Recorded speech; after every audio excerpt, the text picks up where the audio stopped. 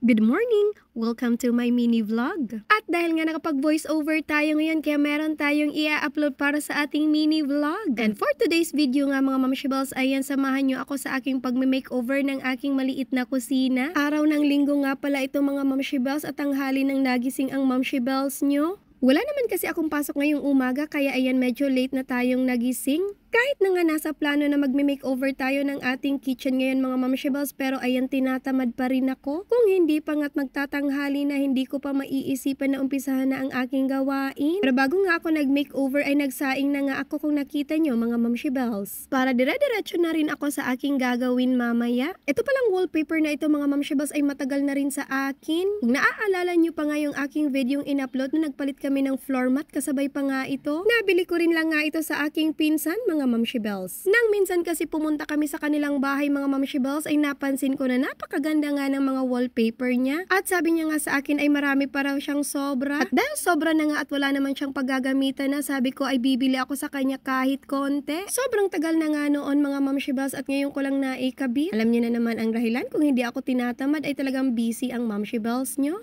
Mas mainam na nga itong lagyan ko muna ng ganito mga mamshiballs, total hindi pa naman kami makakapagpapintura sa loob ng aming bahay.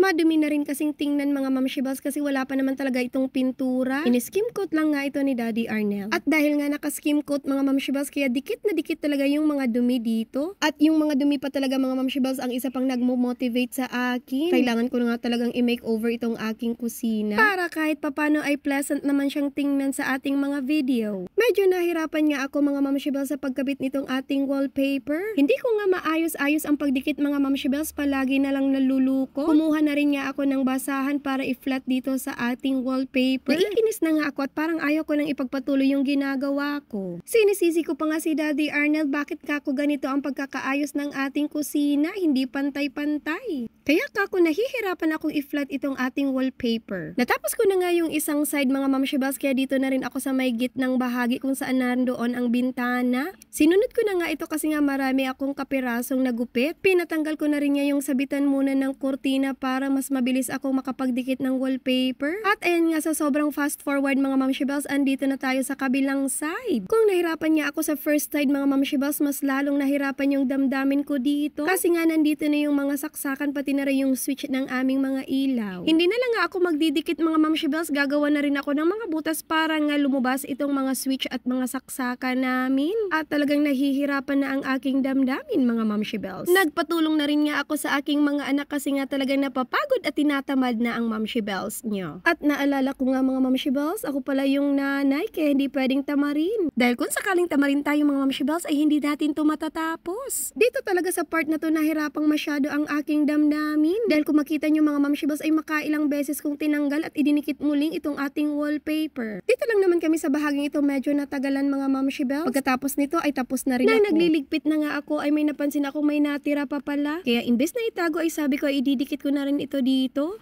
Medyo madumi na rin sa part na to kaya sabi ko ay ididikit ko na rin ito. Kaya sa itago ko pa masasayang lang. Sana tumagal nga ito mga mamshiballs para kahit papano ay makapag-ipon na rin tayo pang papintura dito sa loob ng aming bahay. Pansamantala lang nga talaga o pang matagalan na. But anyway, eto na nga tayo mga mamshiballs, natapos na tayo sa ating pagme-makeover ng ating kusina. Kahit papaano ay mas gaganahan na tayong magluto at pati na rin maghugas. At mas maganda na rin ang kakalabasan ng ating mga video sa tuwing ginagawa natin yung ating mini vlog dito sa ating mini kitchen. At hanggang dito na lang muli itong ating mini vlog. Maraming salamat. Yun lang.